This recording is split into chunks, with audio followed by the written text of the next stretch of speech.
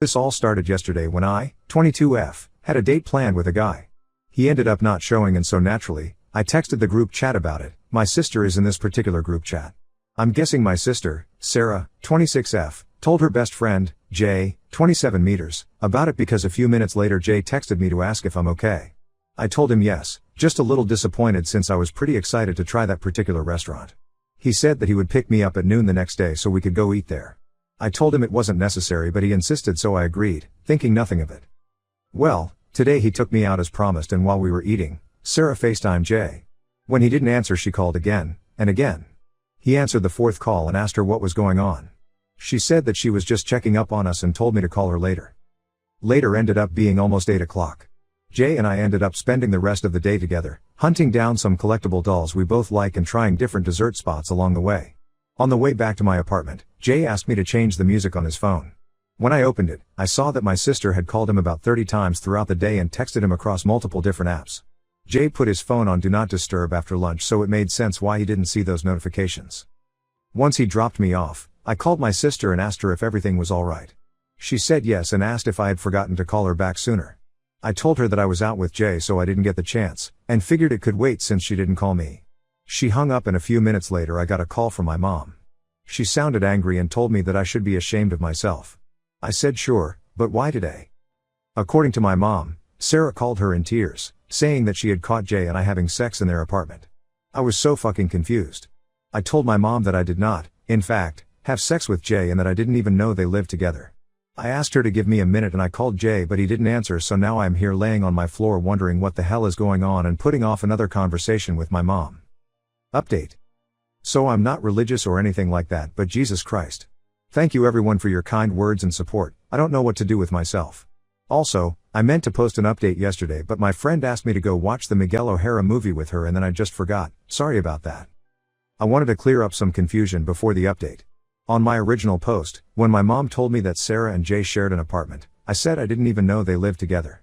Those were my verbatim words to her because last I knew, Sarah had a roommate and Jay lived alone. I was right, that's still the case. Sorry I wasn't clear about that. I'm bad at expressing myself sometimes. Another thing was people were wondering how Jay found out about my date, or lack thereof, and according to him, he was hanging out with a few of his friends, including my sister, and she told him about it in a joking way. Another thing is that some people are asking why I went out with Jay if I knew my sister liked him. I didn't know. Just because I talk to my sister doesn't mean she talks to me the same way. If I had known, I would have talked to her about it first, because I know from past experience that my sister is a jealous person. Anyway, last night was a doozy. Jay called me back. He said he was going to stay at a friend's because he would feel safer with company. I asked him if there had ever been anything romantic between him and my sister. He said the only thing was that he kissed her at a New Year's party at midnight because she was feeling left out. Obviously, I can't confirm if that really is the only thing. He also said that he had never even talked about moving in with Sarah, so he doesn't know why she would say they were living together. After I spoke with Jay, I called my mom again. She still sounded pissed, but this time I could hear my sister crying in the background and my dad yelling to get our asses over there. Our being Jay and I, presumably. Well, as I told my mother earlier, I didn't have Jay's ass and I don't like to drive at night, so I told them I would go the next morning.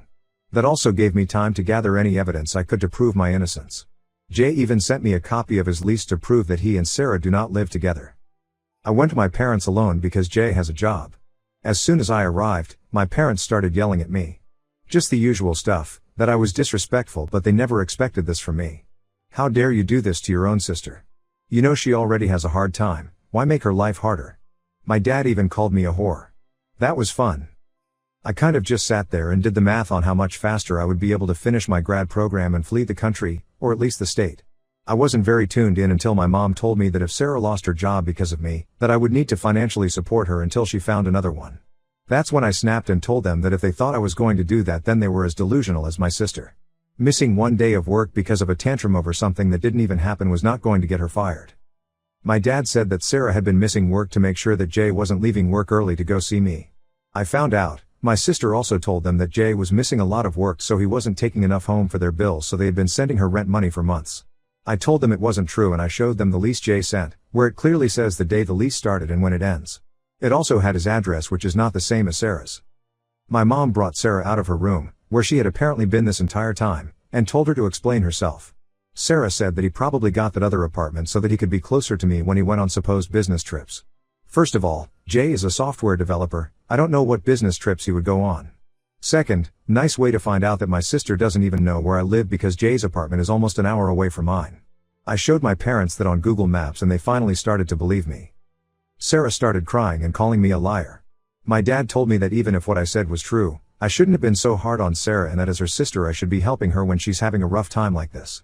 I told him I wasn't a therapist, but if she ever decided to get help, I would pitch in. I left after that, there was nothing else I needed to say and there was no point in waiting on an apology. My dad looked uncomfortable and my mom was too busy consoling my sister to notice me leaving. I haven't talked to them since that. Sorry if you were expecting a fun update where I somehow got revenge on my sister or something crazy and petty. If you have questions I'll probably answer. Thanks for caring though, and those of you that shared your own stories under my original post. Damn, sorry you went through that. A winery picnic led me back to the love of my life, however, my happiness is being tainted by his ex's homewrecker accusations about me. My partner, male, and I, female, are both 26.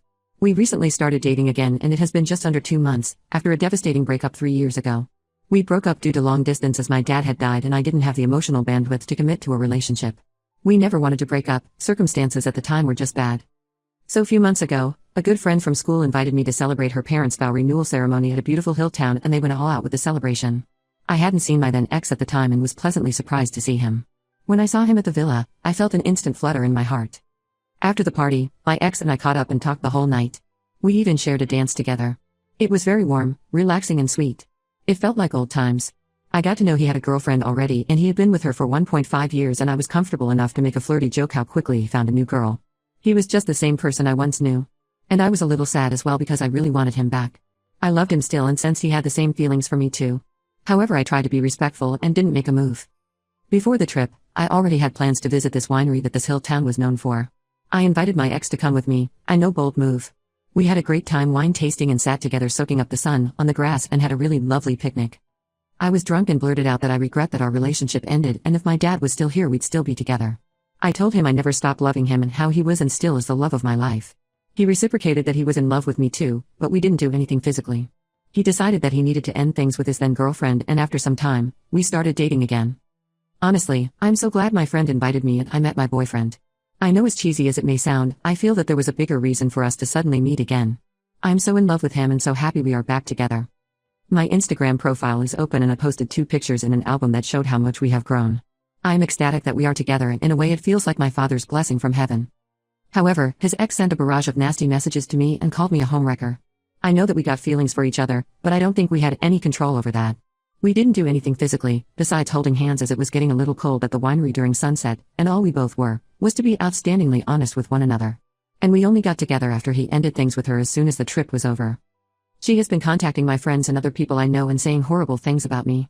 She has already called me horrible names and has attempted to tarnish my boyfriend name to their common friends who have been letting us know what she has been up to. All of this has been extremely upsetting to both of us, and I do not know how to put an end to it. I should have been cherishing our relationship and not having to deal with a scornful ex who's doing all of this for petty revenge.